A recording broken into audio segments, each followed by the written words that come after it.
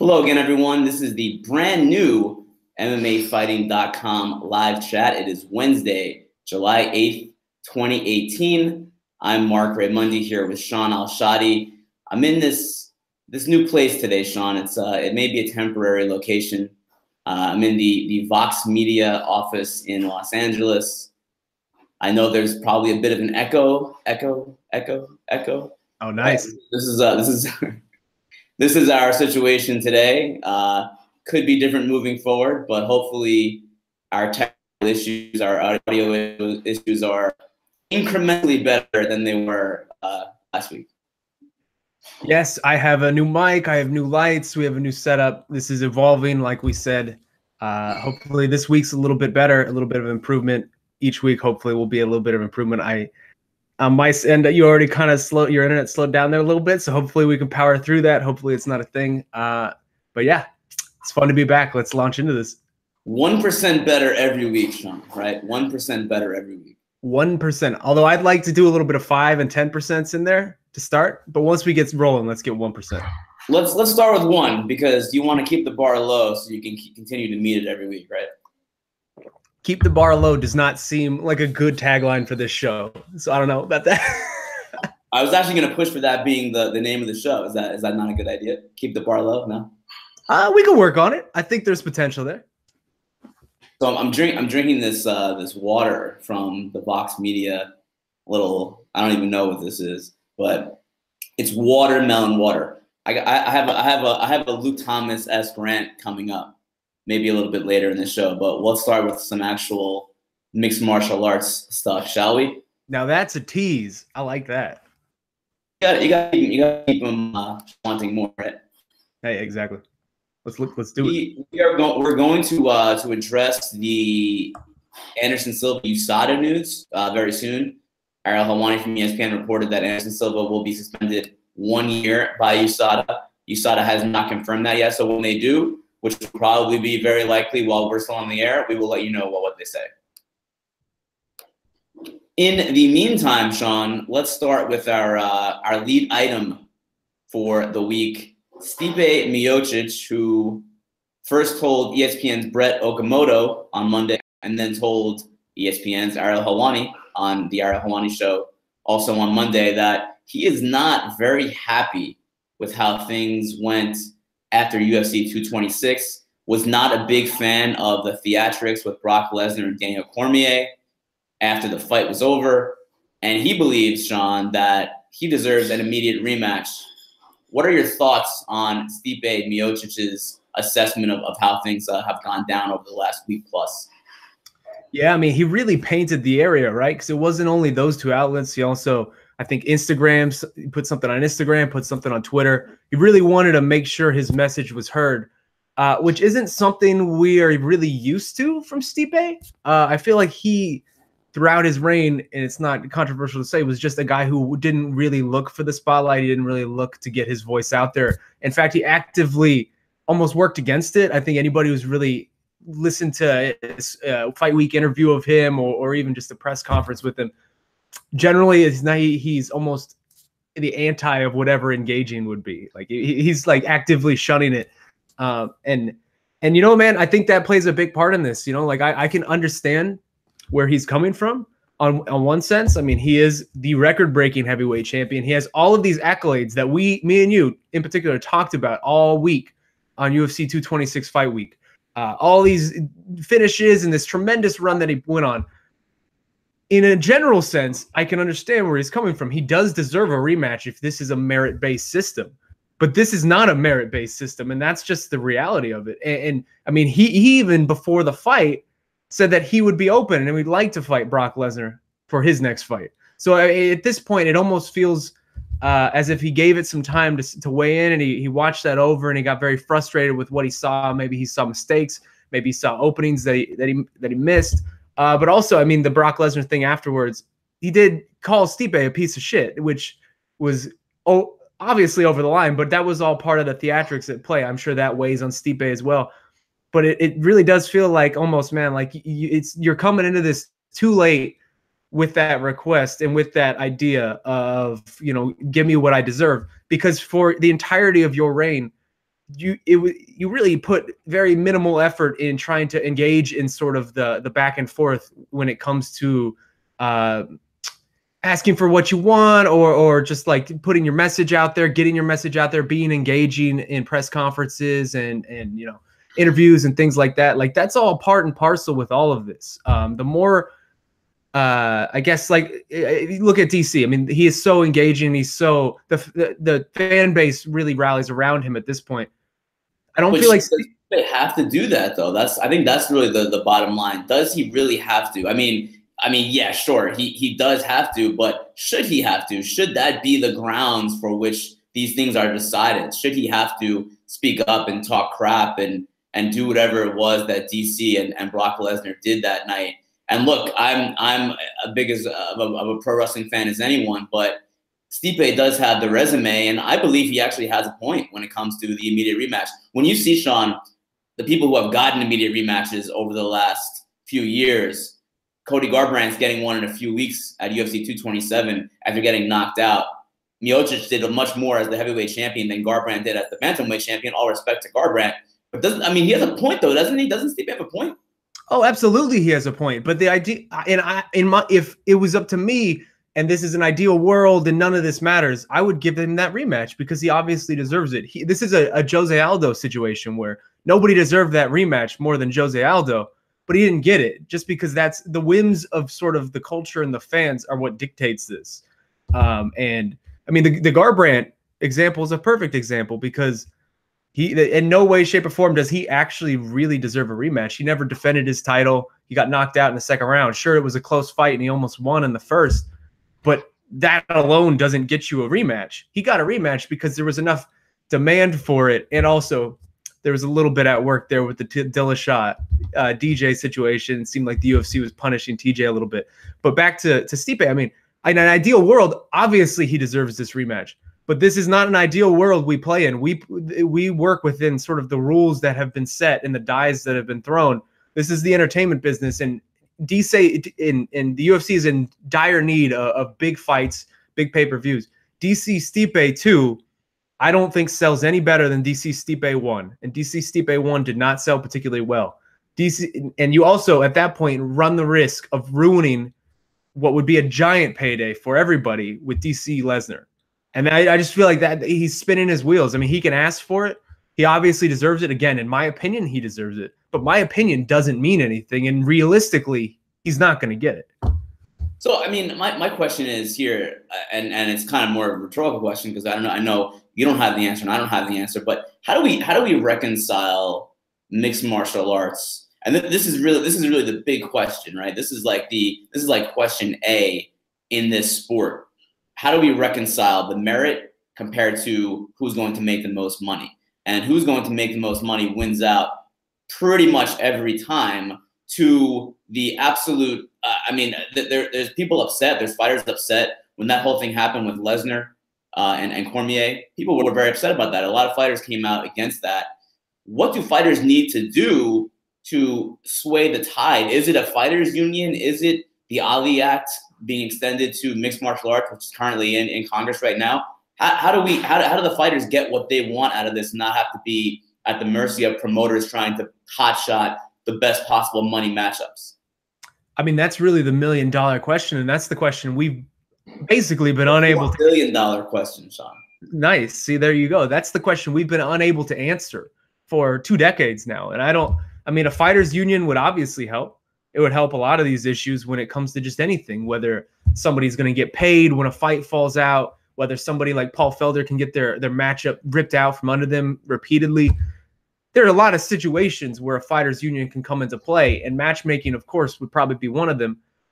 But again, that's just not, it doesn't feel like that's even on the horizon. Like it's how long and how hard must we hear these complaints, and must we complain about these things before something happens? Because at this point, we're just trapped in this sort of revolving door, this cycle of this same type of thing happening, man. Like TJ Dillashaw, going back to the Garbrandt thing, for 2 years was talking about this exact thing of where's my rematch, when he lost a very close split decision to Dominic Cruz, and he had to basically work his way back up.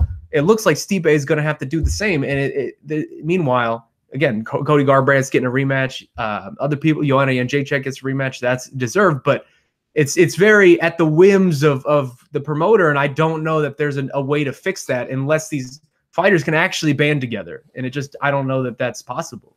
I'm going to put you on the spot with this question, Shaun. Does MMA ever get to the point in terms of popularity where fans care as much or more about seeing the best possible fighters and the best possible matchups as they do the Brock Lesnar's, the Ronda Rousey's, the Conor McGregor's, the celebrities who may or may not be the best at what they do, but they're popular? Is there ever a point that MMA can get where people want to see Stipe Miocic, who is the most successful heavyweight champion of all time, as much as a Conor McGregor, or is that just not the nature of combat sports, of prize fighting? I don't think that's the nature of sports or entertainment in general. I mean, it's not just an MMA thing. If you look at basketball, what are the team? Overwhelmingly, the country more or less wants the Lakers and the Celtics and these big market teams with stars to be in sort of the finals and these big spots. The networks want that, but the people at home just want to see their teams. And it's different in other sports, right? Because you have your team, like you're a Phoenix Suns fan. Sure. But I don't know that that's actually true, though, because the ratings would say otherwise. If it's a matchup, say when the Atlanta Hawks were the #1 seed, people weren't tuning in for the Atlanta Hawks more than they were for still the Lakers or the Celtics. Like, that's just kind of the world we live in, and it sucks. Especially as you say, I'm a Phoenix Suns fan. We're the 5th largest city in the country, and we're considered a small market team, and we're constantly getting talked about of our only star, Devin Booker, leaving just because we're a small market team and the people want to go to the big markets. So this is just the nature of sports, and fight sports in particular is no different, man. Like the circus act will always be more popular than Demetrius Johnson fighting Henry Cejudo for the 2nd time. Well, the difference between the NBA and MMA is that if the Atlanta Hawks won the conference finals in the NBA, they go to the finals. If they win the conference finals in MMA, the Lakers will go in because they're the bigger money team, right? That's how it goes in fight sports. That's true. That's true. Although I would like to look at the conference finals as more of like an interim belt, right? Like it guarantees your shot at the championship, but that's neither here nor there. Is there an interim NBA champion right now? There's an interim champion in my heart, and I don't need to say who it is because you know. Well, we'll move on from this conversation, which I mean, it's like the constant conversation in this sport forever. I mean, it probably always will be. Let's move on to something a little bit, I guess, lighter, maybe a little bit stranger. Brendan Schaub versus Dana White, Shaun. This is an interesting one. So last week, Israel Adesanya posted a video on his Instagram of positioning. Adesanya, of course, being one of those high-level kickboxers, took exception and kind of mocked Schaub in the video. A surprising username popped up in Adesanya's comments, Dana White, of all people, who called Schaub an effing tool and kind of ran down Schaub. Schaub, of course, responded multiple times to this in Adesanya's comments on his own social media and then again on his show earlier this week.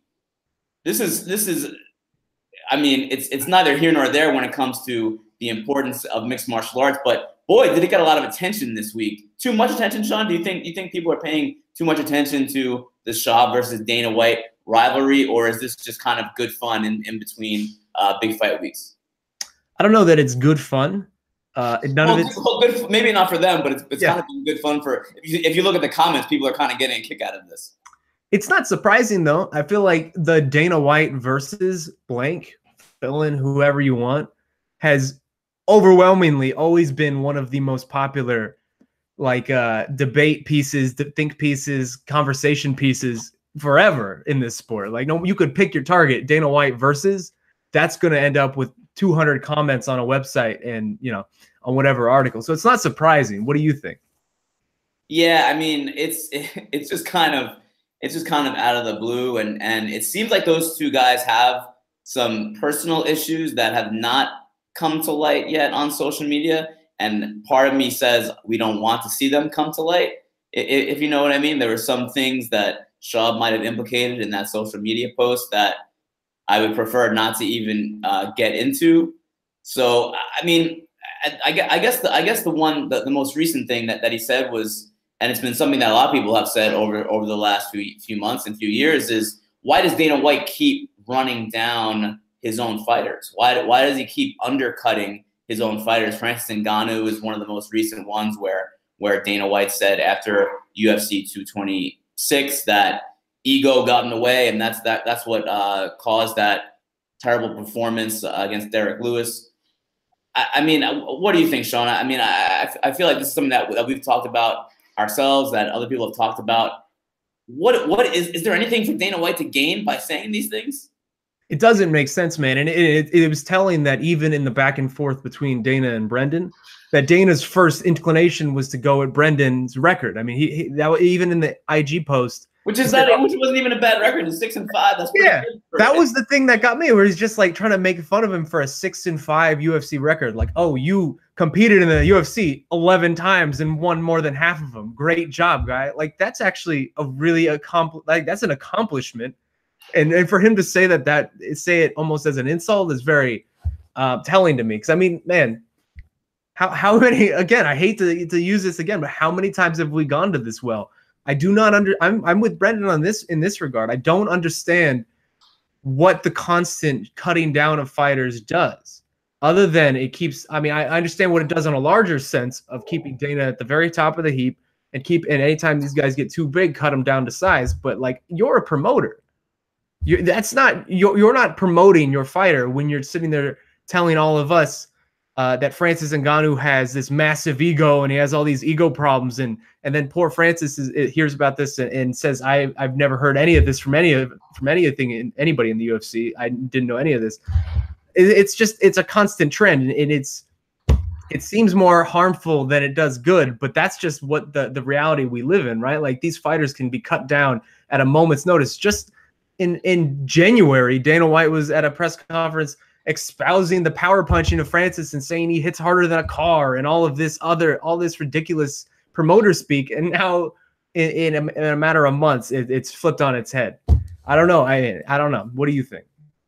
Well, I got a little bit distracted there for a second because an adorable little dog just ran into this little room here. You can apparently bring your dogs to the office to work with you at the Vox Media office in LA, which I am considering because I saw an upswell of us wanting to show our dogs on camera. So possibly that will happen in the future. Anyway, back to this topic.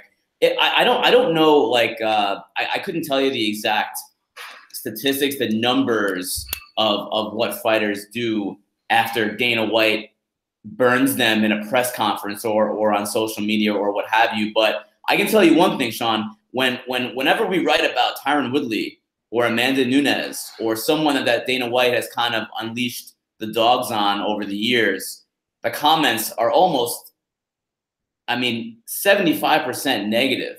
Yeah. Even if it's like an inconsequential story about anything having to do with that, even if it's not a negative story in any way, the people that he has targeted, and Ngannou is the latest one, the comments on those stories, which do tend to be negative either way, are overwhelmingly negative toward those fighters. And I feel like, we see like downvotes on YouTube videos with them. And I don't know, again, statistically, I don't know what that means for their drawing power, but I can't imagine it helps, right? No, it doesn't help. And especially you take a case, you mentioned Amanda Nunes. She got these repeated big spots, right? UFC 200 against Miocic Tate, and then the Ronda Rousey fight right afterwards. Literally her next fight, she got the cut down by Dana White. And it's just like, you're doing all of this work to build up these fighters, and then the moment anything happens that you don't like, you're just cutting them back down. It seems like it's a net negative at this point, right? Like, you're putting all this money and time and effort into promoting these people and getting positive things about them out there, and then just within a matter of a couple minutes, you can just really tear that down.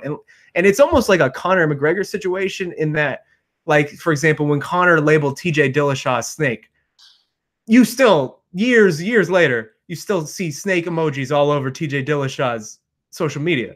If Dana White labels you as something, it seems like it sticks. like you said, like for the most part, the fans will stick with it. I mean, I feel, although I will add that I feel like the last couple of years, there has been a little bit of a switch in the fan base where maybe 5 years ago, if Dana White says something negative, 99% of the comments are in support of Dana White. Now, I feel like it's more of a 50-50 swing where people are kind of coming around a little bit and siding with the fighter over, the fighter with the second job over the guy who's basically like a billionaire at this point.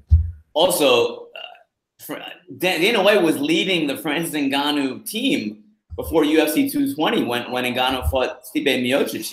He was team Ngannou all the way. He was listing his stats about how hard his punches are. Yeah. Saying that he's maybe the hardest hitter in UFC history. He was fully on board promoting that fight, as he should. 100%. He did the right thing.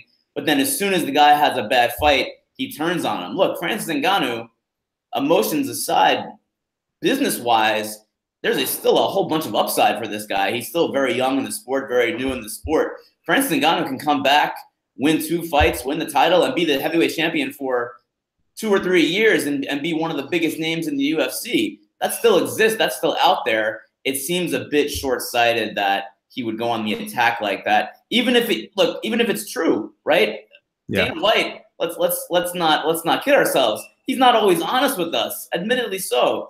Even if it's true that Ngannou has an ego problem, why go out at the press conference and say it in that manner? I don't know. And to talk about Brendan Schaub a little bit and the criticism against him, say what you will about Brendan Schaub. I think that he can be a bit polarizing, but I give him a ton of credit for doing things outside the sport. He doesn't need to fight anymore. He is very successful with his podcast, with his shows, with his stand-up comedy. He tours the country doing that. He's at the Showtime show.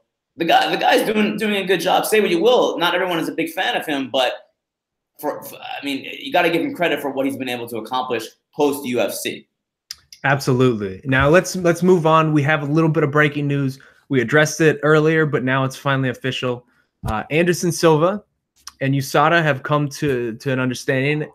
It looks as though the former middleweight champion has received a 1-year suspension from USADA. USADA finally announced, first reported by ESPN, for the failed drug test in the lead up to his planned UFC Shanghai fight against Kelvin Gastelum last year.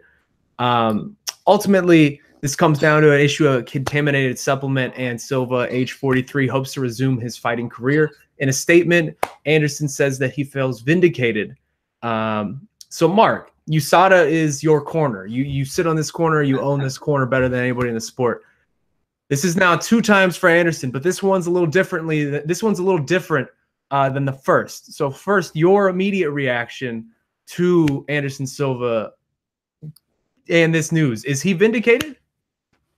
Well, just reading the press release like you were, Shaun, just now because it just came out, it seems like this is a similar situation that the similar thing that happened to Junior Dos Santos and Antonio Rogério Nogueira, where it was the pharmacy in Brazil that was contaminating, whether it be intentional or not intentional, these supplements. It seems like this is another situation which USADA and officials in Brazil conducted an investigation regarding the Dos Santos and the Nogueira situations in Brazil, and it seems like this is another offshoot of that, where whatever pharmacy, whatever drugstore, whatever it is, I guess the Brazilian equivalent of like a GNC, wherever Silva was going to get these supplements, ended up not, and I guess they make their own supplements right on site. They were not doing it in a safe manner as far as banned substances go, and it seems like Silva fell victim to that. Still getting a 1-year suspension though, which is no short amount of time, especially for someone his age. I don't want to say the word vindicated, but certainly USADA is not going to say all this stuff if it was not true. So I do believe them. We know that USADA can sometimes seem a bit too harsh, but it seems like in this case they are acknowledging that it did come from a tainted supplement. There were issues with the pharmacy, and he's still getting the 1 year, which is still a pretty firm punishment. But I don't like to say either way whether someone is vindicated or not. I try to take it on a case-by-case basis because there have been so many of these, Shaun. There have been so many UFC anti-doping policy violations, and they've run the gamut from full-on real steroids to diuretics to things like 7-keto DHEA, which some people feel shouldn't even be on the banned list. So there's a whole lot of gray area in all this anti-doping stuff. So I guess the good news for fans is that Silva will be back later this year, right? I think October is what they said. And that's good news if you're a Silva fan, although I know maybe some people probably don't want to see him back in the octagon with some of his most recent results. But bottom line, he has been cleared of intentional wrongdoing, but he's still facing, or at least he's still now in the middle of a 1-year suspension. I agree with everything you said. The interesting thing for me at this point now, at this juncture, is what does this do for Anderson Silva's legacy? Because I feel like he kind of got the John Jones treatment after this second one, right? Like it's almost as if you get one drug suspension, people will give you a pass. You get a second one, and that kind of validates everything that first one said. So if this second one is a contaminated supplement, which it does appear it is, how does that change Anderson's legacy? Because I feel like, rightly or wrongly, he has been, we talk about these GOAT conversations a lot in the sport. And I feel like, rightly or wrongly, he was thrown out of that, like hurled out of that conversation after this second one. And it really became down to now it's like 3 people where people are going between DJ, DC, and GSP. Does the events of today, basically the developments of today, change that? Because now he still has one PED suspension from before. That was right after he broke his leg. That was the weird Thai sex juice excuse that he gave. But how could anyone forget about that? How could anyone forget about that? But that's sort of an anomaly now. That's sort of the one just by itself. Does this change, in your opinion, how you view Silva overall, his legacy, whether he should be now back included in these conversations? It's a good question, because I remember when John Jones was doing what he was doing as light heavyweight champion, he was knocking off all these former champions and he was having this incredible run. The debate was always, is it him or Anderson Silva? That was as the best of all time. That was always the debate. And you make a really good point, Shaun, when you say that when we talk about the greatest of all time now in 2018, Anderson Silva's not even in the conversation. He's not even in the top 3, the top 5, like he was for a very long time. And I think it does have to do with this, and maybe it has to do also with some of the results that he's had more recently, later in his career, which have not been of that caliber. He's not fought at that caliber for a little while, so I think people tend to forget.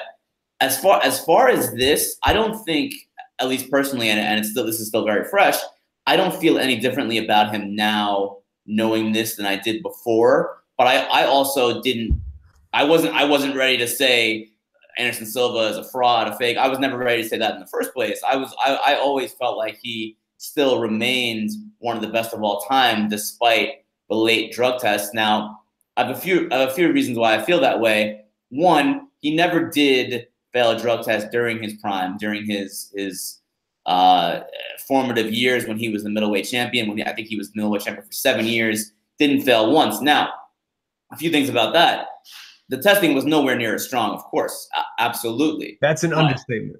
Not even close. But that goes for everyone that Anderson Silva was facing as well. We don't know what they were doing. I almost look at it the way that I look at Major League Baseball in the 90s.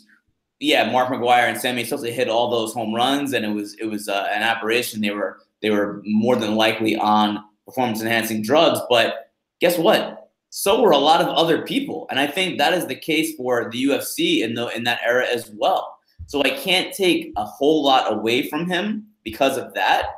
I think we have to look at it as two different eras at this point, which I hate to do, but it seems to me that is the case. Whereas someone like John Jones, I still feel like he is the best fighter of all time in terms. I mean, I know drug tests aside, you know what I mean? Like I'm throwing all that out for a second. I still feel like Jones is the best fighter of all time, and I feel like Anderson Silva is still on that list. Again, drug tests aside, but I feel like we have to look at it a little bit differently in terms of eras now. Whereas Silva's era, I believe a lot of people were doing it. If you talk to people who fought during that time, they have said a lot of people were doing it. So I don't want to take away those accomplishments. I think those were incredible accomplishments because it really was mostly on an even playing field, if he was. And we don't know if he was. We don't know. We're assuming he was on something. We don't know. We have no idea.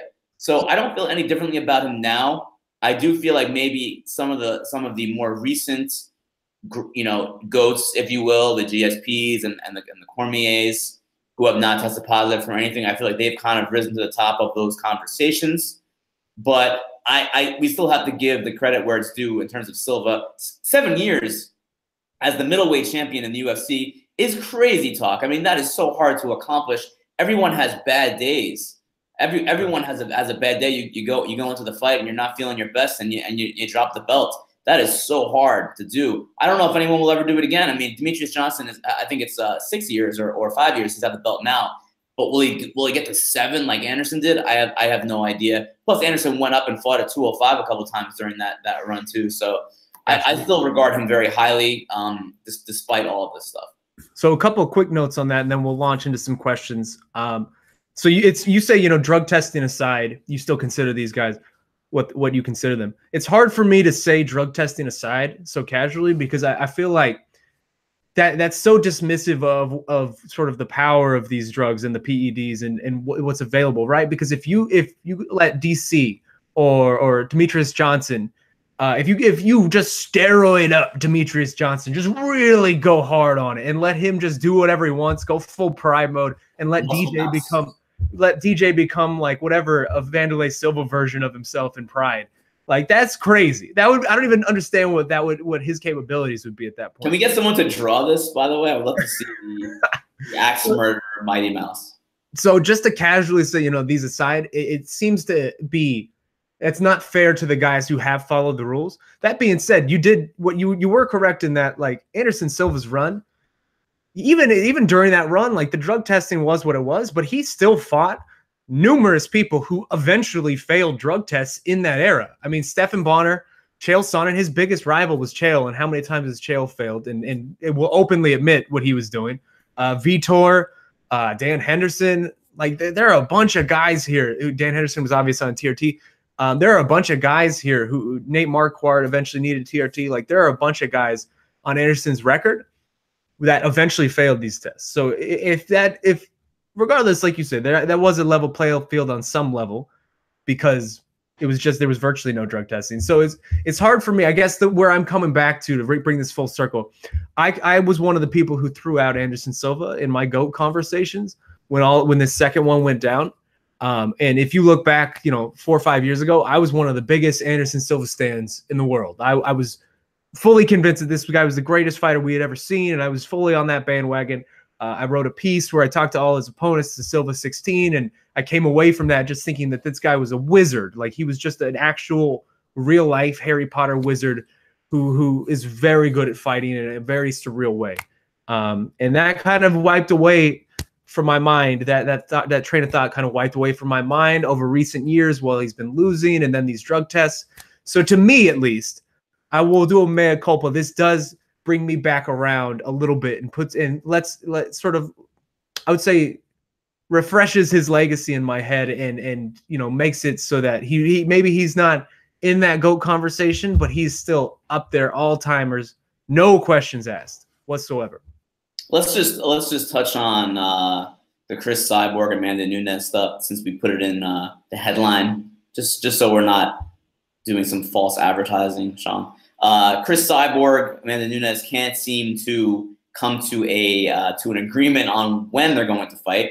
Cris Cyborg wants to fight ASAP. She wants the fight to be in September. Amanda Nunes has said, she said on ESPN on Ariel Helwani's show on Monday that she is injured. She's got a foot injury. She will not be able to fight until December. So I guess my question for you, Shaun, is should Cris Cyborg take another fight before December to if she wants to fight in September, if she wants to fight sooner, should she take another fight defending her 145-pound title, or should she wait until December to fight Nunes? What fight would you like her to take? Give me one opponent, and then I'll answer this question. I mean, I guess she could fight Holly Holm again. Holly Holm's coming off the impressive win over Megan Anderson. I don't know if that's a fight that people are clamoring for at this point. I guess you can find someone maybe in Invicta. I think Pam Sorensen is a name that people have talked about. Where's Cindy Dandois at? I don't know. I mean, I don't know why you're laughing, Shaun. That's a legitimate point. Yeah, I don't know. I really don't know who there is to fight. But look, I mean, she wants to get paid. She needs to make money. She says, yeah, she hasn't fought since February, March. She hasn't fought since. So, I mean, I don't blame her for wanting to fight ASAP. No one is getting any younger in this equation. I know that it's for the end of her contract. I think she probably wants to renegotiate or maybe go somewhere else, as she has said. So, she probably won't end up fighting until December, but I'd be down to watch Cris Cyborg throw down in September or whenever. I mean, I'm always down to watch Cris Cyborg throw down, but it really does feel as though there's just not a good option. I don't know that Russia and the Holly rematch is really going to do much. And also, I mean, at that point, then you might end up losing out on the Nunes fight in December. It's unfortunate that Amanda's hurt and that she would have to wait that long. But ultimately, that is the fight that I feel like I want to see the most with Cris Cyborg. I'm really intrigued by the Amanda Nunes fight. I feel like there are paths to victory there for Amanda, and it's similar sort of to last year when Chris and Holly were about to face each other for the first time. And for the first time in a while, you could really visualize actual paths to victory for an opponent of Cris Cyborg. The Nunes fight is the same thing to me. And so ultimately, I don't want to lose that. I just want that to come as soon as possible. If it's December, that's unfortunate, but I would be open to waiting until December for that. All right, let's get into some reader questions. We'll start with the MMAfighting.com website post with, again, of course, the green recommended comments will be given first priority. From the Empire 91, round by round polling. Hi, hey guys, with all the constant odd/questionable decisions, would either of you consider doing round by round polling on Twitter? At the very least, this would give us some sense of what the broader audience is thinking in regards to specific contests. Thanks again for keeping this thing going. Okay, so that's an interesting question. So is it proposing that the judges would then put up a poll on Twitter that would be active within a minute and the fans could give sway on who's winning? And that would be the actual... I think maybe he's asking for us to do it, which I think a lot of us already do in the media. We kind of post round by round. I think that there are some voices in this space who are very open to open scoring. They want the judges to say their scores in between every round. And there is no one more vocal about this than our own E. Casey Leiden, videographer extraordinaire for MMAfighting.com. I think Casey brings this up on Twitter every single fight night. And I can see there are some merits to this, and I would like to see it tested. And I think I want to say there's a promotion in Canada with an event coming up that is going to test open scoring for MMA. I would like to see how it goes. And then maybe one of these smaller promotions can try it out and see how it works, test it out. Oh, I like that. I don't know. I really don't know how it will go. I can see both sides of the argument. I like that idea of what you just said, right? Like if you're a PFL or something like that, why not just give this a shot?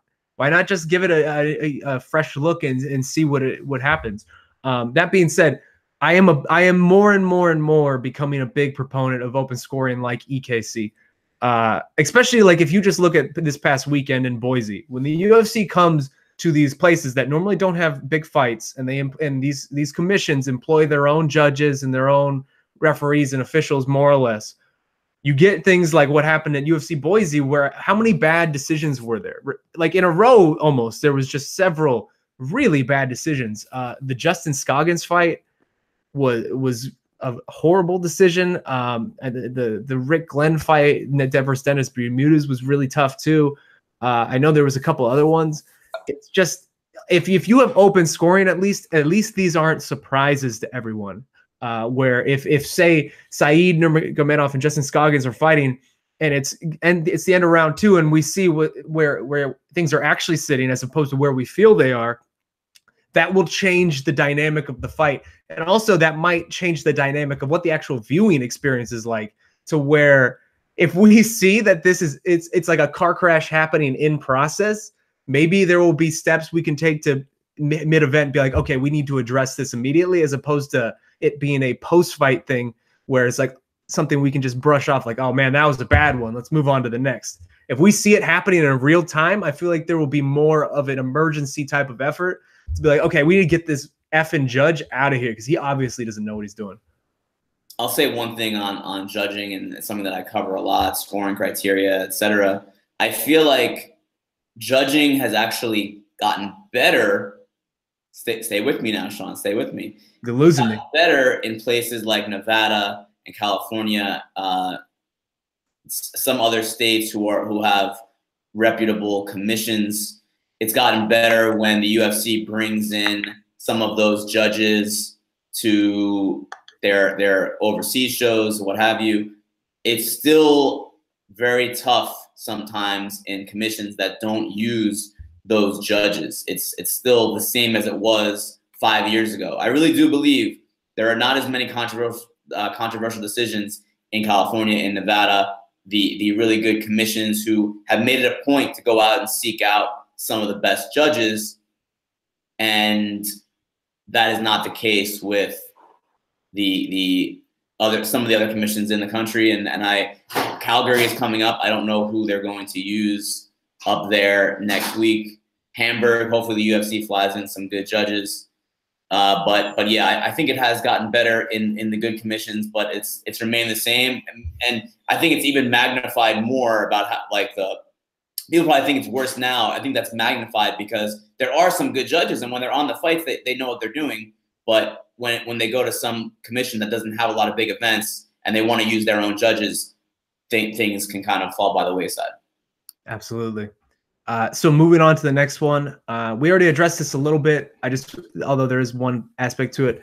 What do you make of Dana White and Brendan Schaub being Eskimo brothers? Thoughts on that whole situation? We've already sort of talked about this a little bit. One thing I will note is I was genuinely surprised how many people in the MMA world didn't know the term Eskimo brothers. Y'all need to watch The League, man. The League is a tremendous show. I am a little disappointed with everyone on that one. I thought I knew. I like when I saw that I think I was familiar with it, but I had to go on Urban Dictionary to confirm, as any good reporter would do, Shaun. Any good journalist would go online and confirm what Eskimo brothers means. That whole situation is weird. I really don't feel like we need to be publicly airing the sexual partners of Dana White and Brendan Schaub and who they may have in common. I don't really think that's something that the public needs to know. It was obviously something that Brendan Schaub wrote in a heated social media post when he was probably pretty fired up because Dana White went after him. I don't think there's a whole lot to say about this. Not something that's on my list to know about who those two guys have slept with over the years. Yeah. So here, this next one is good. I'm looking forward to this. Niko Price. Oh, good Lord, how good he was this past weekend. Hammer fist from the bottom and unconventional finishes. This is from Matt the Dunk. How about Niko Price and his finish this weekend? I've never seen anything quite like it. I'd like to hear thoughts on that finish as well as any other truly memorable unconventional finishes that you've enjoyed seeing. Marc, what did you think of that Niko Price finish?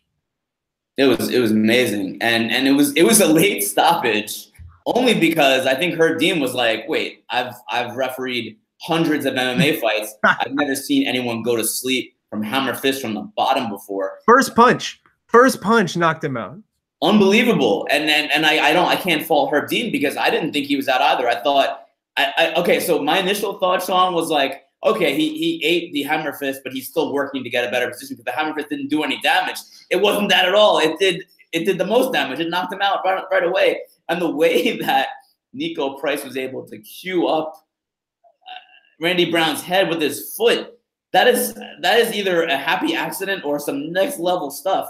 That was phenomenal. I marked out I popped on my seat when I saw that, which I don't normally do during these FS1 fight nights. That was pretty unbelievable.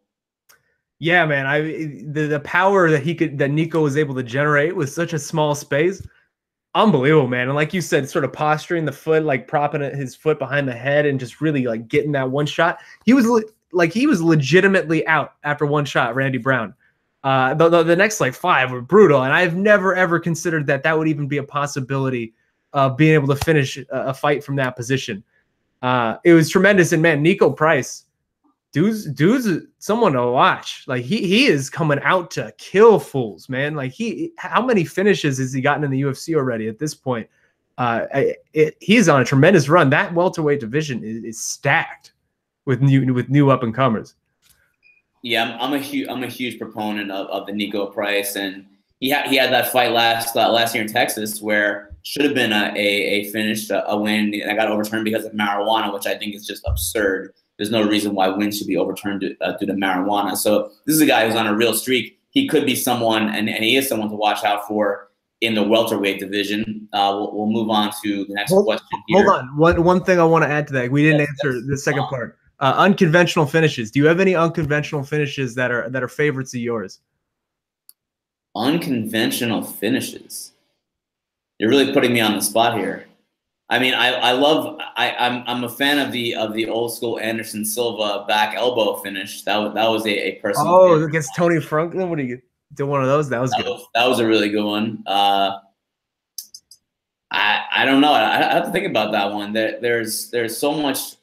Whenever you think in MMA that you've seen everything, because we watched so many fights and we've done it for so many years, and then that happens, and it's like I think there's a whole world of stuff that we've never seen yet. And I think that as the athletes get better, as the training gets better, as the strength and conditioning gets better, as people stop cutting so much damn weight, I think we're going to see a lot more cool stuff in the future.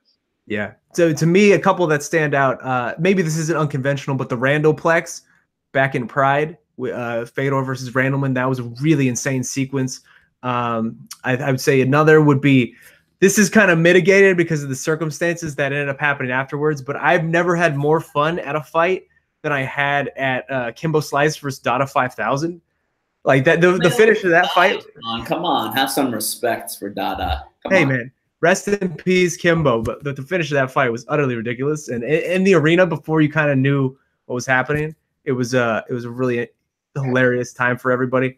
And also just really crazy subs. Like twisters, anytime you get like a Korean zombie type of twister or something like that, I always mark out real hard for that. Oh, you know what was my favorite recent weird ass finish? The Jose Shorty Torres Jared Brooks. There you go. Which was in the ballpark of what wrestling fans would know as a Canadian destroyer. It was Canadian destroyer adjacent, that finish. That was some weird self slam knockout stuff. I love the weird stuff in MMA. That's one of the best parts about the sport. All right, moving on. This is an old favorite of the live chat. Please say what you believe is the correct pronunciation for Cynthia Calvillo. How also could you explain why you think so? Live chat tradition, I promise. I have heard Luke Thomas on these rants. I have no Hispanic connections. I do not have a Colombian wife. So to me, it is just Cynthia Calvillo. How about you? Cynthia Calvillo, of course, it has to be, right? I have never heard you pronounce it that way in my entire life. Calviller. It's Calvillo. Calvillo. I mean, I don't know. I took Spanish in high school. That's what I gleaned from that, I think. I took like 3 years of Spanish, and I know no Spanish. I think in Colombia it's pronounced differently, right? The double L. But I don't think Cynthia Calvillo is Colombian. So if she was from Medellin, then I would call her Calvillo. All right, what's next? There's a little dog running around in the office again. I'm distracted, Shaun. All right, I'll go with this. John Lineker. This is from Jamie1234. Hi guys, John Lineker is my favorite fighter. So what do you guys think of him? Who do you want him to fight next? Anything else you want to add about the great one, John fucking Lineker? How about you, Marc? That's not really a question. I mean, who doesn't love John Lineker? He's look, anyone who is shorter than me and can generate that kind of power and have that kind of iron chin, all the respect in the world for that man. I mean, I just looking at him now. I mean, he's won 8 of his last 9. His last one was that Brian Kelleher knockout. 8 of his last 9 is a hell of a run, man. What do you want from him next? What would you ideally like to see him matched up against. That bantamweight division seems really bunched up at the top, but we might get some clarity here soon with the TJ and Cody fight. It seems like Marlon Moraes is kind of on the inside track, but Rafael Assunção, of course, has a good resume too. And then there's Lineker. That's really one of the best divisions. I really like that division a lot. I don't know. The one issue, of course, for Lineker is he has the loss to TJ Dillashaw, and he's the champion right now. That could open up in a couple of weeks when if Garbrandt is able to knock off Dillashaw, but we don't know. What about Rafael Assunção versus John Lineker for the next contender? After Moraes, of course. Would not hate that at all. I'm down for that. But then what do you do with Moraes? Does he get the next shot? And then in that world, he's getting that shot. Let's do that. Let's do that in Sao Paulo. Lineker versus Assunção in Sao Paulo. We're booking fights here on the MMA Fighting Live Chat. I like it. Oh man, this next one, Alvarez Poirier. This is from Gitters. I love that name. Hi guys. One of the fights coming up that I feel is being overlooked is Alvarez versus Poirier. So some questions on that. What are your expectations for this fight? Who do you think will win? What is at stake for each man? Will the winner get a title shot? And any more general thoughts you want to add? Wow. I mean, I'm not overlooking that fight at all. I'm going to Calgary next week, and I am super excited for that one. I don't know if the Canadian fans, bless their heart, are ready for this level of violence that those two guys are about to bring to their fair city in Alberta. I think that's going to be a war, a bloodbath. I think that you never like to say something could be fight of the year before the fight, but if there's any fight that you could point to, it's that one, because not only are those two guys two of the more exciting, violent, resilient, tough, durable dudes in MMA, there's also that story there, which I love. You know, that fight when they fought last year, it went to a no contest. There was the illegal knees by Alvarez, of course, and that was on its way to being a fight of the year. That was absolute freaking mayhem on that night. That was Dallas, right? I believe. And yeah. Man, I can't wait to see what they can come up with again. It's hard to top, and the best part is we'll see hopefully a resolution to that rivalry, to that feud. The winner will have bragging rights and also put themselves back in the conversation. You're right up there among like the lightweight contenders, right? Because not only is it an amazing fight from just the in-cage perspective, but the stakes are also extremely, extremely high. We don't know what's going to happen with Conor McGregor. We assume that he's going to come back and fight Khabib Nurmagomedov, but who knows? Well, Tony Ferguson is still injured. Khabib Nurmagomedov himself said recently that he's looking at the Alvarez-Poirier fight as a potential, the winner being a potential next opponent, because he has no idea what could be next for McGregor and Ferguson. So everything about that fight is one of the best main events on Fox in a while. I think the card is one of the best in a while, but I am super excited. I'm going to Calgary again. I can't wait. I can't wait for that one. That's gonna be incredible. I mean, it's one of the best main events on Fox since Dustin Poirier's last main event on Fox, which was literally like a few months ago. In that point, this fight is sneaking up on me. It may not be sneaking up on you, but it's sneaking up on me because it seems like only yesterday that I was watching in the Glendale Arena Justin Gaethje and Dustin Poirier basically take several years off each other's lives in one of the more ridiculous fights I've ever seen live. And that was only in April. So I do wonder, because I mean, I remember seeing Dustin after that fight, talking to him after that fight, and he was limping. His face was messed up. His legs were messed up. If you remember, Justin just tore apart his legs in the early portions of that fight. This is a pretty quick turnaround from a Justin Gaethje fight. In a Justin Gaethje fight, there are a few guys like a Justin Gaethje to really do damage on an opponent. Eddie himself is also coming off of that Justin Gaethje fight, but that was last December. Like, he's had time to recover from that war and really, get himself right. I don't know that I do wonder if this is a little too quick for Dustin, because this is really sneaking up on me. But holy crap, man, I cannot wait for that. And you are right. The way the lightweight division is set up right now, it's almost like there's tiers. There's a couple tiers where there's Khabib and Tony and Conor, and that's kind of like the top tier. And then the next guys are that Eddie and Dustin. level. And then I feel like there's a big drop off after them, where it's like you got the Kevin Lees and the Barbozas, who are kind of that next slate of contenders. If the winner of this Alvarez-Poirier fight really feels like they can push themselves up into that foursome then of Khabib, Tony, and Conor, and sort of get in that mix. So there is a lot at stake. And also that card, this card next week is tremendous. You got the return of Jose Aldo against Jeremy Stevens. Joanna Jacek fighting in a non-title fight for the first time, and who knows how long, against Tisha Torres. Return of Alexander the Great Hernandez. It's good stuff up and down. It's pretty darn good. Moving on to our next question from Matt the Dunk, which I can only imagine is an homage to our predecessor here in the live chat, Luke Thomas. Matt is asking about UFC rankings and inactive fighters. And there's a whole host of issues with the UFC rankings that we can go into. But he's asking, gentlemen, if you were in charge of the rankings, how would you treat inactive fighters? At what point do you think it's fair to completely remove someone from the rankings? Rather than removing someone completely, do we reach a point where a fighter should be bumped down a few spots for an additional month of inactivity? Situation is going to be different, obviously, but let's take Tom Cruise, for example. He last fought in December 2016 when he lost to Cody. Since then, Rafael Assunção has gone 4-0 in the UFC, and yet Cruz is still ranked number 2, and Assunção is number 3. If winning 4 fights in a row isn't enough to pass an inactive fighter, isn't it fair to say there's something wrong with the system? My immediate reaction to this is to say we should just get rid of the rankings altogether, because they're ridiculous and they're done by people who have barely any stake in the sport, don't follow the sport, don't really cover the sport. If you look, it's just like a mishmash of just like radio personalities and people you've never really heard a lot from.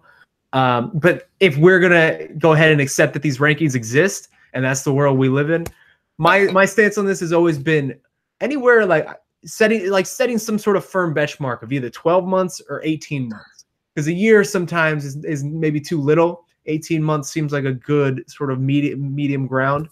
But at that point, if it's been 18 months and you haven't competed, I'm all for you losing that spot and getting taken out and whoever's coming in, because it really does feel like in a lot of these divisions, it's gotten to the point where these guys in the top 10 and particularly the top 6 or 7 don't want to take fights against lower ranked guys. So they'll hold out and they'll just wait for, an opportunity to fight a guy above them, which makes sense for them. This is a selfish game and you have to be selfish.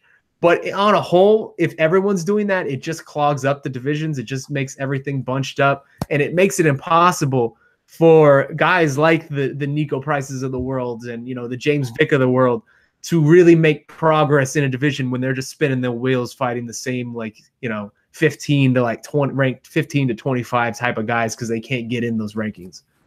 I don't know what the solution is to this very, very broken official UFC rankings situation. I really don't know. You said it perfectly. It's a farce.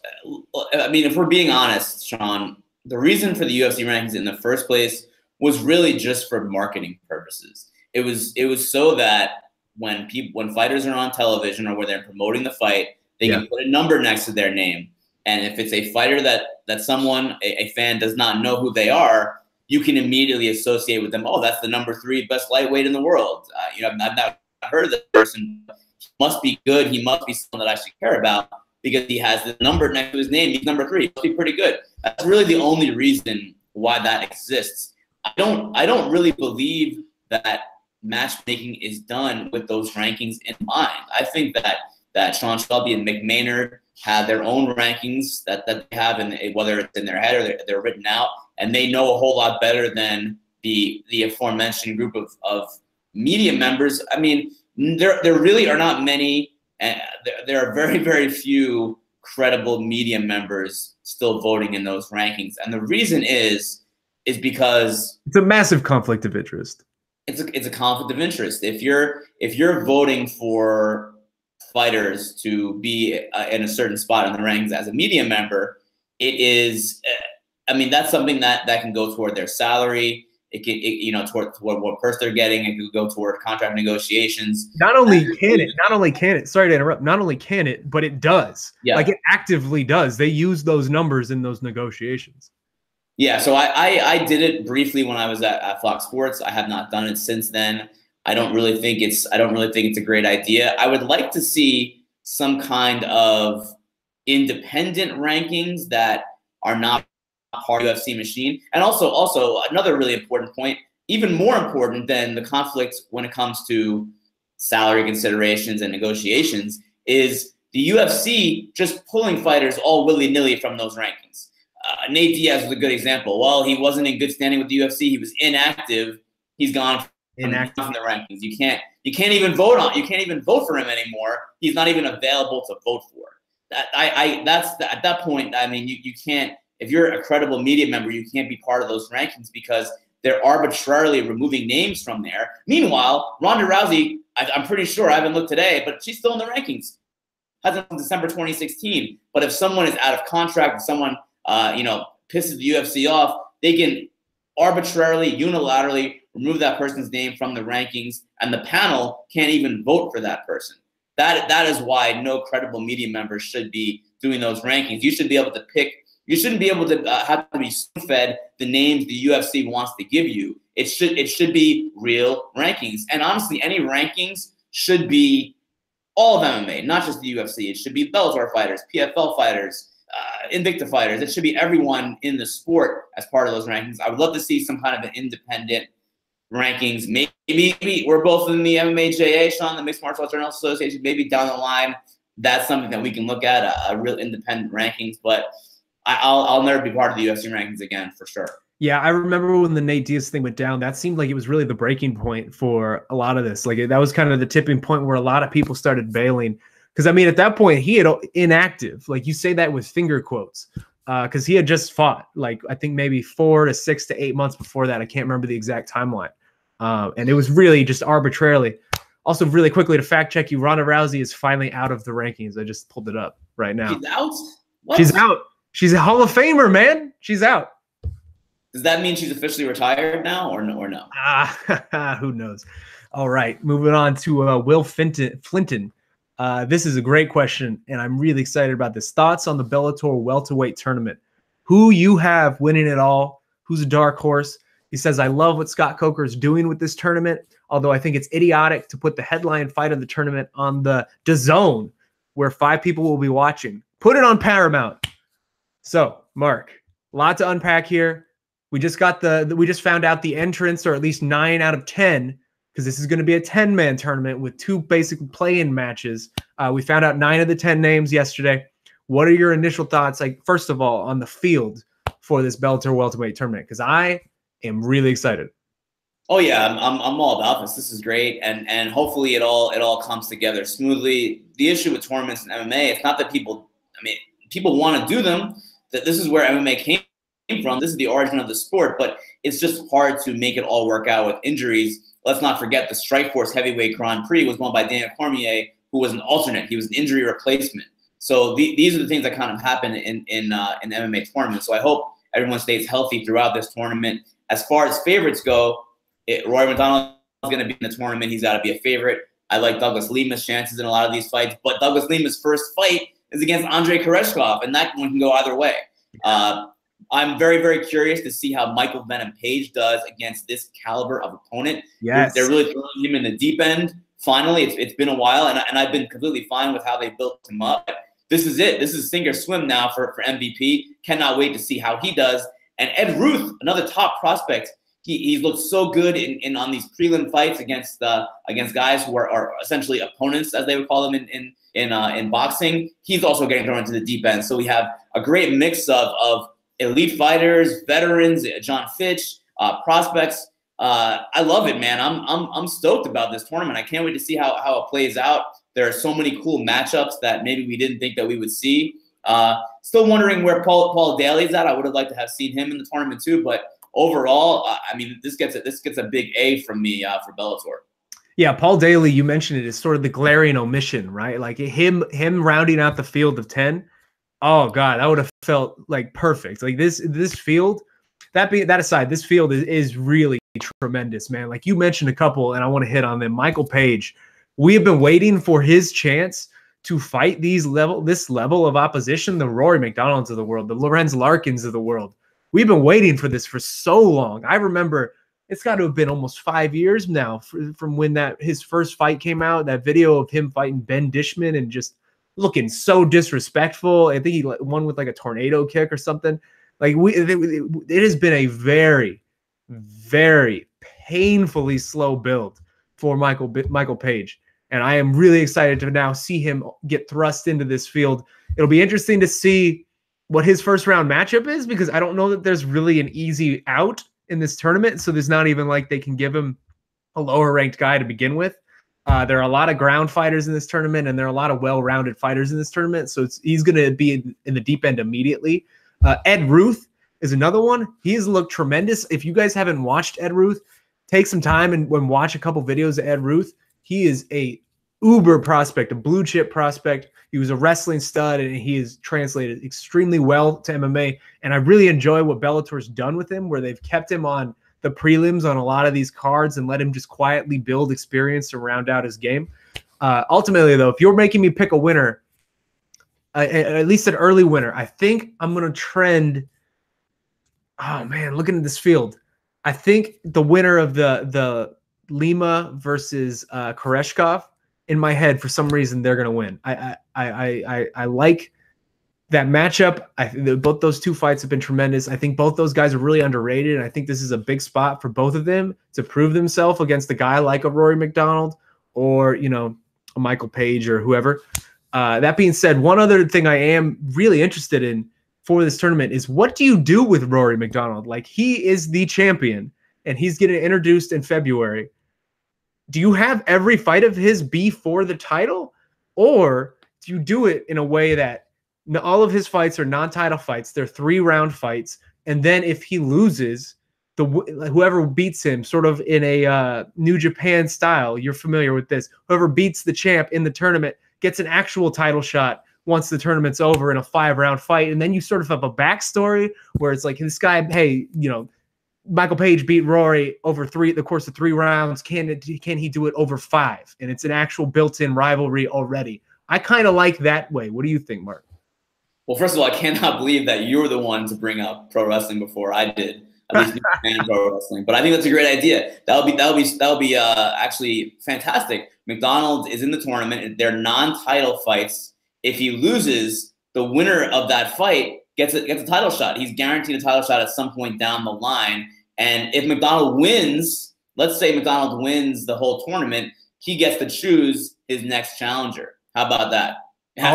Someone in Bellator, though. Obviously. I like that little caveat. I like that. That's good. So let's we're actually over an hour in, which is hard to believe. I can't believe we've been talking for this long, and people have actually continued listening to us. Let's do some rapid fire, Shaun. There's a good question on MMA Fighting from BCG347. It's actually a quick true or false, so we can go rapid fire here. True or false weight cutting edition. Ready for this?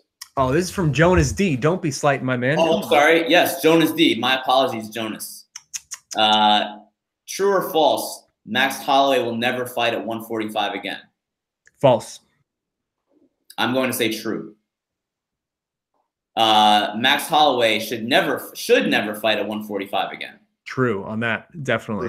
True. I think that Max's next fight will be for the 145-pound title, because I think they just still want him there. They want that Ortega fight, but after that, I feel like he's probably off to 155. I don't know that he has more of these in him.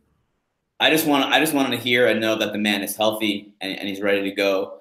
There's been some weird reports. A lot of them have been debunked. I don't even want to give them any credence, but there is still concern for me about Max Holloway's health. I hope he's okay. Yeah. True or false, Khabib Nurmagomedov will never fight at 155 again?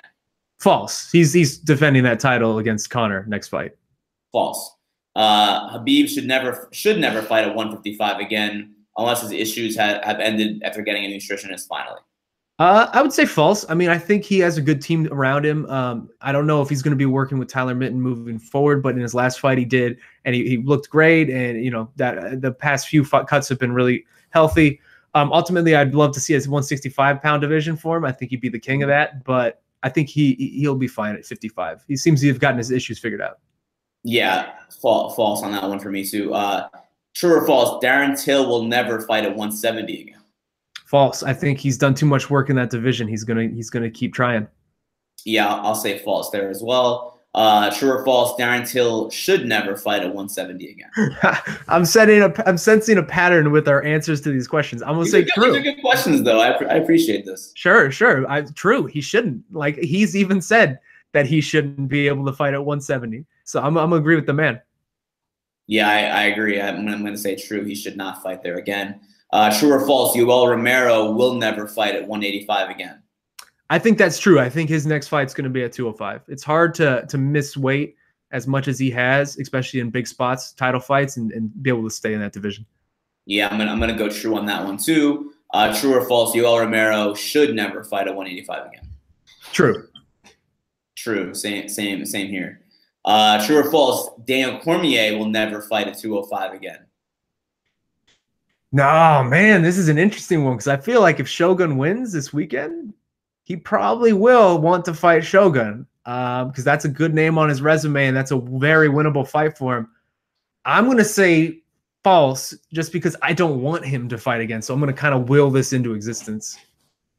Yeah, I'm going to say false, although he did say it in an interview last night at the ESPY Awards with my pal Denise Salcedo that he does intend to fight before the Brock Lesnar fight, and I imagine that would be a 205.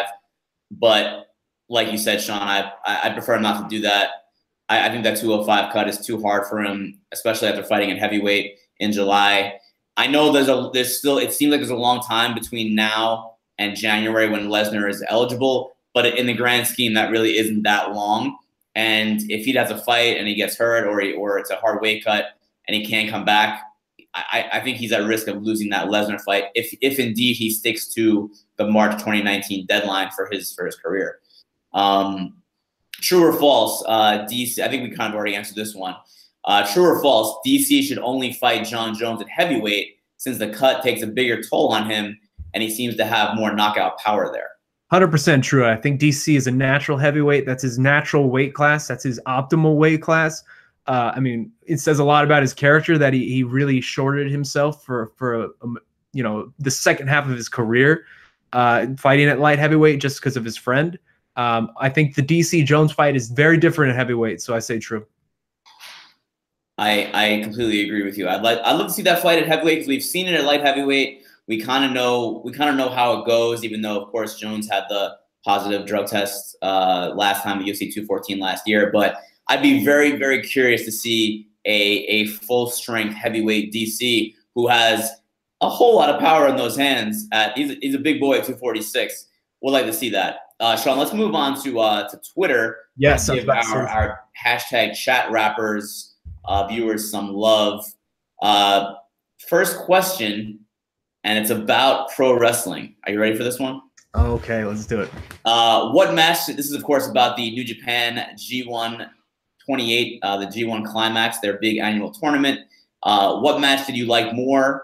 Zack Sabre Jr. versus Kota Ibushi or Kenny Omega versus Tetsuya Naito? As an MMA fan, I love the striker versus grappler dynamic in the ZSJ Ibushi match. Also, who are your front runners / dark horses to win the whole thing? Oh, man. As all of our audience floods away from this and just completely abandons us, I'm going to go ahead and admit that I'm a little behind. I haven't seen a lot of the matches yet. I've been keeping up in the picks pool and doing well, but I'm behind on the matches. So I'm going to give you a quick 60 seconds to answer this question, Marc.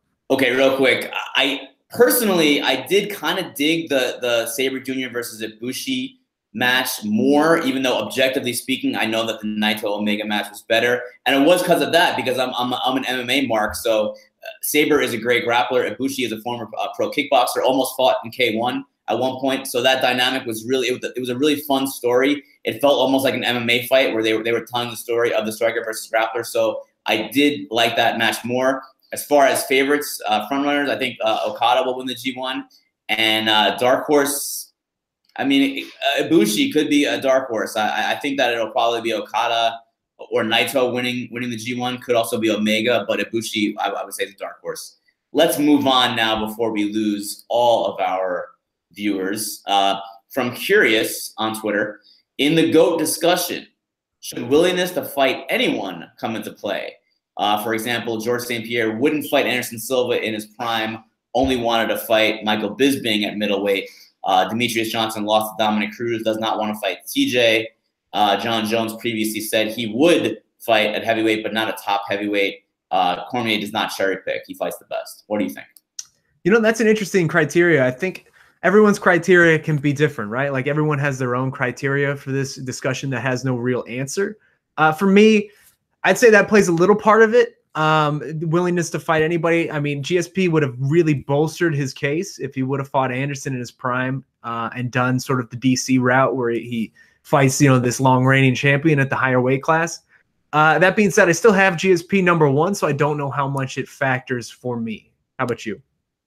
I don't think it matters at all to me because I think ultimately all of those guys, all of the aforementioned, the GSPs, the DJs, all those guys would have done those fights if the money was right. I think it was really incumbent on the UFC to make those fights happen. When GSP was champion in welterweight and Silva was the champion in the middleweight division, that fight could have happened, I believe, if the UFC anteed up enough money to make it happen. Because they're way more open now to super fights than they were before. They were kind of hesitant in the past to do a super fight. That fight was seemed to be available. There were chances to do it when there wasn't a #1 contender that really made sense in either division. I think that they both probably wanted a lot of money to do it, and at the time, the UFC did not want to do that. It's a whole different world now. Very much so. Willing to do these super fights, even in divisions that are not kind of like high profile premier divisions. So. I don't put any stock in that as so much. And Demetrius Johnson, he'll fight Dillashaw. It's not that is not the problem. He'll do it. He just wants to be paid more than he would get paid, substantially more than he would get paid than against another a contender. He's fighting a champion. He wants to get paid exponentially higher. And you know what? I can't blame him. There's not a whole lot of leverage for some of these guys when they're in the UFC.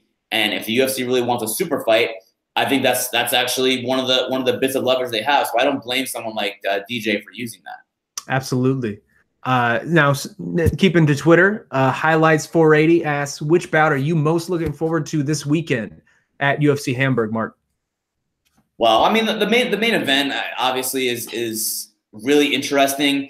And in some ways, I feel like it's more interesting now because Anthony Smith is coming in for Volkan Oezdemir. I'm a huge proponent of Anthony Smith at 205. I think he looks like a killer at that weight class. He looks super strong. He looks fast. His hand speed is good. He's nasty in the clinch, as we saw against Rashad Evans in Chicago. And this is also a chance for Shogun to beat another quality opponent, kind of continue his legacy, and possibly, if it comes down to that, earn a title shot against Daniel Cormier. That's what Cormier has said.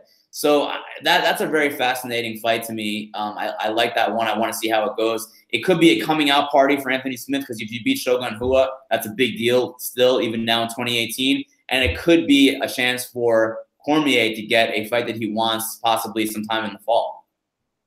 Yeah, looking up and down this card, it's not the deepest card. Let's go ahead and say it. There's probably 2 or 3 fights that are really intriguing and really matter. So ultimately, my answer is going to be the same. I mean, it's the Shogun versus Anthony Smith fight, man. Anthony Smith has looked like a killer at 205 in the short time that he's been there. Me and you are both well documented on being in the same space when it comes to weight cuts and moving up in weight and how beneficial that can be. Ultimately, though, I do want to address one thing with Shogun. I mean, this was a question we didn't even get to on the website, where if Shogun wins this weekend, he will be on a 4-fight win streak. Why does it seem that the popular opinion is that he doesn't deserve a title shot? Why do you think? Well, I mean, yes, granted, he's on a win streak. Some of those wins were by split decision, somewhat controversial, somewhat disputed. I think people probably feel like he hasn't really beaten one of the elite fighters at 205, but some of those elite fighters aren't even in the UFC anymore, Phil Davis and Ryan Bader. So I get why people would question DC wanting to fight Shogun, but I think for DC, he feels like it's a big name. It's someone that he can put on his resume. Excuse me, kind of like a Dan Henderson. Adding to that impressive resume already, someone name that he can beat. And also, it's a fight that, all respect to Shogun, I think DC feels like he can win that fight relatively unscathed and turn around and fight Brock Lesnar and make a whole boatload of money in early 2019. Yeah, I will say it seems like a little bit of the resistance against this Shogun getting a title shot. I wonder how much of it is almost people, I don't know how to phrase this, but not wanting to see Shogun really badly hurt. If that makes any sense. Like, this is a 36-year-old guy who's been in our lives for a long time, especially if you're a hardcore MMA fan. You remember watching him in Pride as the young up-and-comer, stomping fools, flying leaps on people, just like all the craziness, his tournament win, all of that craziness that was going on with him. And there's still a level of nostalgia that surrounds Shogun. And even in his UFC run, you know, you got the fights against Dan Henderson. He became champion when he knocked out Lyoto. I feel like people hold him in a very special place that maybe they don't hold a lot of fighters anymore, with sort of those old school names. And though he would probably be either the most deserving or second most deserving contender behind Alexander Gustafsson, I almost wonder if there's a sentiment or just a feeling of like, I don't want to give this guy this opportunity because we all know probably how it's going to go, and it's going to probably be pretty grisly to watch. Yeah, 100%. I mentioned this earlier in the show. I'm drinking this this water that we have at the Vox Media office in LA, and it's got melon. It's got melons in it, Shaun. Look, now I'm all You're so excited about this water. I'm all about fruits and veggies, but I'm just not down with this recent trend about putting fruit in water. Can we just have a water cooler? Whatever happened to that? Am I old school? Are you getting this too in Phoenix? Because in LA, there's this obsession with putting fruit in my damn water. What's up with this? See, I don't know. I'm not getting like melon waters over here, but we're getting a lot of like lemon and strawberry type of waters. I find them kind of refreshing. I'm not gonna lie. Like it'll change up my day a little bit. It'll make it a little more fresh. I don't know that it's something I would want all the time. If I sometimes I just want water. I'm not really staunchly anti it though. I think you should probably file a grievance with the office and let them know how you feel. Can't get some damn water. I don't want lemons in my water. I don't want. I'm looking at it right now. There's like oranges in there. There's like watermelon. There's like cantaloupe. Like, can I just get some damn water? Oh man, so last few questions, and then we'll wrap this up. Wait, hold on 1 second. I have one more thing to add. Have you ever had La Croix? Are you aware of this La Croix phenomenon going on? Yeah, the canned like what is it, seltzer or something? It's like flavored. It's like it's flavored water, I guess. And I've never tasted it. But from what I've heard, it's like water. It's like water with the idea of a flavor. It's like a very, very light flavoring of fruit.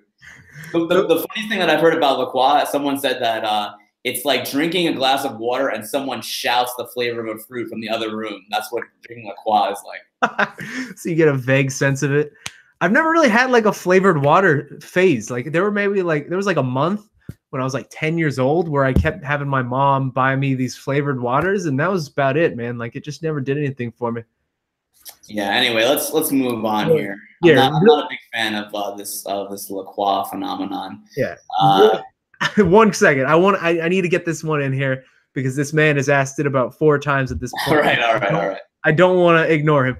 Dan, the MMA fan, loyal listener, we appreciate it very much. He asked, true or false? DC will fight Jon Jones again before the end of his career. Please say true. That fight is more intriguing than DC versus Lesnar, in my opinion. I'll take this one first, and I hate to disappoint you, Dan. I don't think that's happening. I just don't think DC has the time left or is willing to take the time left that Jon Jones will need for that, as much as I would love to see a heavyweight fight between those two. Oh yeah, false. There's no way logistically it can happen, I think, because if DC is going to fight Lesnar, let's say that's definitely going to happen. It can't happen until January 2019. That's when Lesnar is eligible by USADA to fight again. So when would he fight Jon Jones? Jon Jones is suspended. We don't even know how long Jon Jones is going to be out. Best case scenario, let's say Jon Jones is suspended for 18 months. That would put him coming back in the end of this year in January. So when does DC get those 2 fights in before he calls it a career in March 2019? I just can't see it happening. I mean, there's logistically unless he does indeed, and maybe he will. Maybe DC will kind of go back and say, you know what, I said March 2019, but I got one more fight in me, and that's gonna be Jon Jones next year, International Fight Week. maybe, I don't know. He's a man of his word. He always has been, but I just can't see logistically because of these USADA suspensions that fight will happen. Yeah, unfortunate, man. Unfortunate, because that really could be the defining rivalry of this era, and we just won't get the chance to really resolve it. All right. Well, we have 5 minutes left, so let's go ahead. You pick one more to close us out. All right, I got a good one from I don't even know, Hammer Jiu-Jitsu. Now that the UFC CM Punk experiment, I knew you were gonna pick this one. I knew it. I'm staring at it. Which New Japan wrestler would you like to see Punk face in Rizin? Now that is a genius idea. I love that idea. CM Punk and Rizin. Actually, I think that could be really cool because they could find him possibly someone that he could beat. I don't think he'd want to do that because I feel like even though he's a pro wrestler, he's very much a wrestling, an MMA purist. And I think he would rather go to almost like a Bellator and fight someone who's more legitimate, not a pro wrestler coming over to MMA like he is. But I don't know. There aren't a lot of guys that come to mind that could make 170. I think Kenny Omega, he's probably like in 215, 220, somewhere like that. Maybe if he leaned out. He has fought MMA in the past, actually has a winning record up in Canada from maybe like 10 years ago, a decade ago. I don't know if he could make 170. Maybe if they could fight at 185, but maybe a junior, maybe Kushida. I don't know how much Kushida, he has an MMA background. Maybe someone like that. But I would like to see, I mean, that could be, there aren't many ways that a CM Punk fight, I think, in the future, unless it's on like cable, will draw well, but making it like that could be something interesting. I mean, if we're going for the sake of this question, just full Rizin, and they don't care about weight class or any of this. Is it Rizin or Rizin? What I think it's Rizin. I say Rizin. I don't know. But you can't just say Rizin. If it's Rizin, it's Rizin. You don't just say. I don't call it UFC. I'd like to do, Mark. I don't call it UFC. I don't call it. I mean, I don't say Belater MMA, Shaun. Why are you calling it Rizin? Maybe you should start. Regardless, no, that doesn't make sense. You got to call it what it is. That's what the name is. Man, I'm doing what I'm gonna do. Shaun. Well, come on, man. I mean, you call me Shaun, and that's not my real name. So there we go. It's in your Twitter handle. That's more than acceptable. Well, that's because Shaheen Al-Shatti at Twitter needs to give me that damn Twitter handle. That's neither here nor there. Let it be known now. Call him out. To answer the question, if you're going full Rizin on this, I would no weight class. Weight class doesn't matter. I would go either Zack Sabre Jr. because it seems like there could be at least some interesting grappling there. I would actually take Zack to win that fight. Or give him Suzuki and just let Suzuki do it. Minoru Suzuki just do whatever the hell he wants because I'm scared of that man and I'm not going to stop that. I'm not going to stop that man from doing anything that he wants to do. Legit MMA background on Suzuki-san, of course, wins over Ken Shamrock and Matt Hume. For real quick, so many wrestling questions this week. Someone start throwing me some Castlevania or some Legend of Zelda questions. Like I want to nerd out too. You're just more of the wrestling guy. Neither here nor there. I think you're right. One more question. It's on to you. What do you got? Let's see. I'll pick one real quick. All right, this is from Richard. Being an Arizona boy, this is near and dear to my heart. What do you credit for so many great fighters coming out of AZ lately? Something in the water, and then he lists Ryan Bader, Henry Cejudo, Benson Henderson, Kane, Dominic Cruz, Justin Gaethje, Kelvin Gastelum, Don Fry, Dan Severn, CB Dalloway, John Moraga, Dan Henderson, Dan Severn. Yeah, man, Arizona's always been full of talent. Like it's the wrestling programs down here are tremendous. And also, we just have some really high-class gyms that are world-class gyms that are coming up. Like, I think the MMA lab right now is maybe like 10-1 over the last like month. Like things have really Arizona's always been a hotbed for combat sports, and things have really peaked lately in the past year. And also, I think a lot of it in regards to the early guys like the Don Frys and all of these the Canes and everything. Rage in the Cage played a large part in it. Rage in the Cage was one of the longest running promotions in the world when it was going, and it really helped foster a lot of the farm talent here. I mean, all those names that you mentioned, Shaun, almost every single one of them have one thing in common: it's wrestling. The wrestling programs are obviously fantastic in Arizona, and guys have stayed there, and the gyms, the MMA gyms, like you said, have grown, and they're top places. Aaron Simpson too, another guy to mention down there in Arizona. But we all know the real reason why Arizona is so good at MMA, right? It's because what else do you guys have to do down there? There's nothing else going on down there. You got to go to the gym and train some wrestling. What does that even mean? This is the 5th largest city. It's Phoenix, the 5th largest city in the country. No, that can't be right. That's 100% right. And I was willing to accept that you're the reason everyone was so good is because it's 140 degrees outside, so you can't be outside doing anything. In the AC. Yeah, but you didn't say that. You said it's a boring place, and it's not. That's ridiculous. And that's some coastal elite LA bullshit. There's nothing going on in Arizona. You don't even got flavors in your water down in Arizona. What are you guys doing down there? Oh man, we got so many flavors in the water. Your head would spin. We got cactus water. The tetanus is not a flavor, Shaun. It's a disease. All right, we should wrap this up. It's been 90 minutes. How about that? We will see you again next week. I will be live in Calgary. Hopefully my internet holds up. Hopefully we can correct some of these audio issues. And again, we thank you for continuing on, supporting us while we work through some issues. We're trying to get this up on podcast, on SoundCloud, on iTunes. That I don't know when that will happen. But we're working hard to make that to make sure that happens in the near future. Thanks for hanging with us. Shaun, anything else you want to say before we go? No, I want to reiterate what you just said. We've gotten a lot of questions about the podcast form. I know you guys are really used to listening to this in that form. We're trying as hard as we can to get that up. It's a little bit more of a process than we expected getting that set up, but we're pushing for it, and hopefully that will be ready soon. Thank you guys so much for hanging out with us today. For Shaun, I'm Marc. We'll see you next week.